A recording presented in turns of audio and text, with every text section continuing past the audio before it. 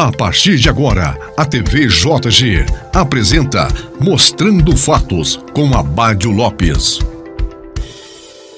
Bem, meus amigos, nós estamos de volta aos estúdios ITV JG neste 14 de janeiro de 2025.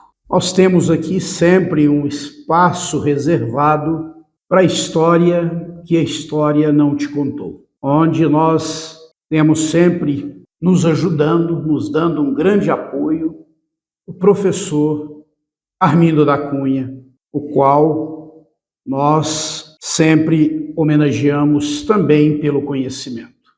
Hoje nós vamos falar de uma figura importantíssima na história brasileira. Ele que nasceu em 12 de setembro de 1902, na cidade de Diamantina, em Minas Gerais.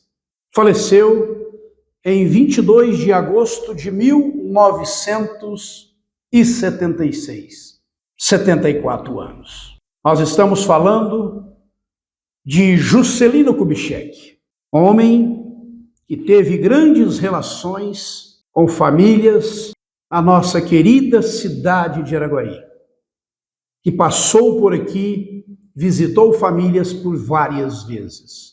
Um ícone na política brasileira, um verdadeiro amante da terra amada, o homem que construiu Brasília, levou a política do Rio para Brasília.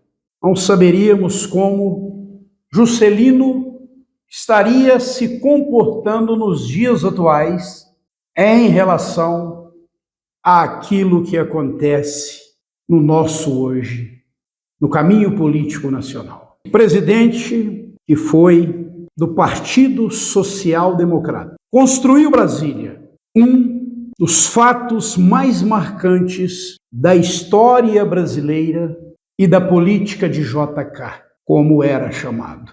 Uma das maiores obras do século XX, o que ficou muito famoso, que a meta de JK era fazer em 5 anos aquilo que poderia se gastar 50 anos. Uma maravilha construída a Brasília, a capital da política nacional, projetada por Oscar Niemeyer e Lúcio Costa. Eu quero chamar a sua atenção para que você tenha o maior cuidado naquilo que você vai ver na fala do próprio Juscelino Kubitschek. Ele vai estar falando da nossa região. Ele vai colocar em evidência a construção da ponte que liga Minas Gerais ao estado de Goiás, a ponte Estelita Campos. Você convide a sua família, porque faz parte de uma história real e verdadeira, que está escrita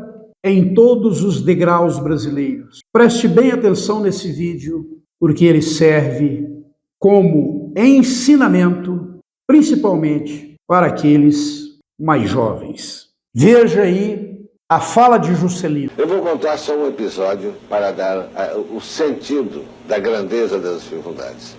Nós tínhamos que levar para lá um gerador de energia elétrica, um transformador, que pesava 70 toneladas.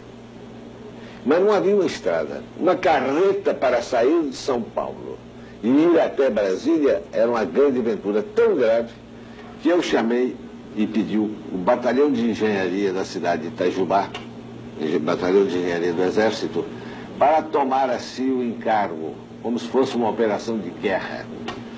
Ao atravessar o Rio Paranaíba na fronteira de Minas com Goiás, a embarcação improvisada ali às margens do próprio rio, destinada a fazer o transporte, teve uma alteração no meio do rio e o transformador caiu dentro d'água. Levamos 4 meses para arrancar esse transformador lá de dentro, porque não havia um guindaste, não havia nada para suspender 70 toneladas. Foi, de fato, um grande trabalho realizado pelo Batalhão de Engenharia de Itajubá. Depois que o retiramos da água, tivemos que voltar com ele a São Paulo para abri-lo, consertá-lo, porque os meses que ele ficou dentro d'água, naturalmente, provocariam perturbações no seu funcionamento. Só depois disso é que novamente ele veio. Mas nesse intervalo eu construí a ponte do Rio, uma grande ponte na fronteira de Minas com Goiás. E então aí já não houve problema, porque ele passou sobre a ponte.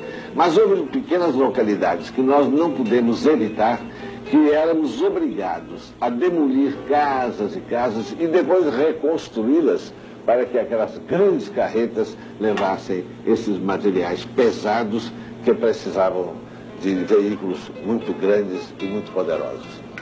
Quando esse transformador chegou no Planalto, foi uma festa para nós. Quando vimos acesa a primeira lâmpada naquele silêncio, naquela solidão, e vamos dizer, nas trevas daquela natureza, nós todos nos rejubilamos. Foi uma noite de festa. Quando eu acendi no meu quarto, no catetinho, a primeira lâmpada que assinalava a presença do homem num ponto onde até ontem era apenas a solidão.